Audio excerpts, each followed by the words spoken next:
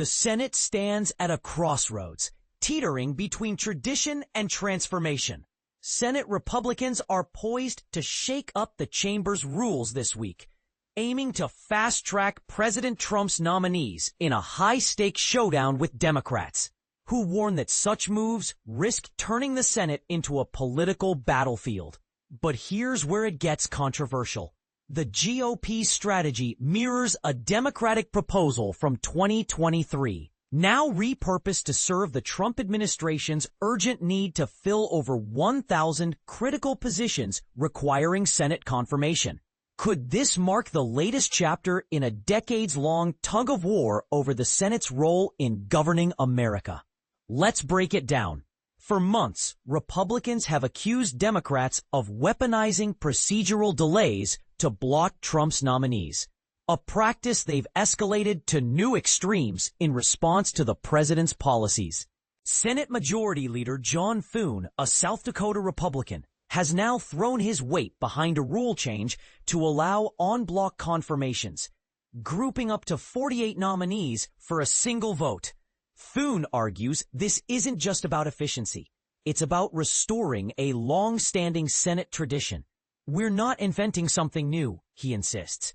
This was once standard practice to ensure presidents can assemble their teams without endless gridlock. But Democrats are pushing back hard. Senate Minority Leader Chuck Schumer, a New York Democrat, has called the GOP's plan a nuclear auction, a reference to the radical step of eliminating the 60-vote threshold required for most legislation. If you go nuclear, you'll regret it, Schumer warns, accusing Republicans of abandoning compromise after negotiations collapsed in August. Sources reveal that Democrats had offered to fast-track a group of nominees in exchange for the release of $15 billion in emergency funds, a deal Trump allegedly scuttled. Now, Republicans are framing their rule change as a retaliation. Democrats had their chance to play ball, says Senator John Cornyn. They chose politics over progress. And this is the part most people miss.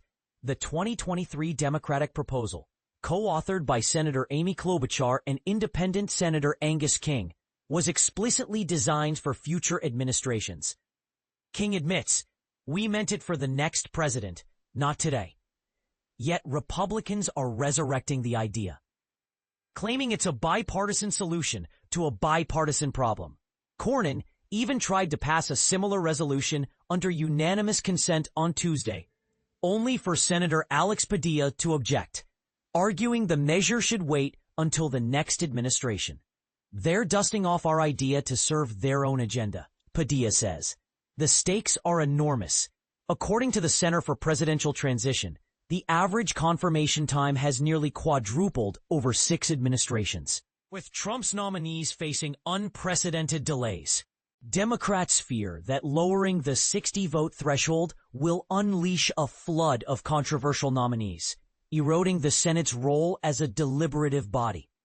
Republicans counter that the current system is broken, citing Trump's stalled cabinet and the urgent need to address crises like inflation and national security.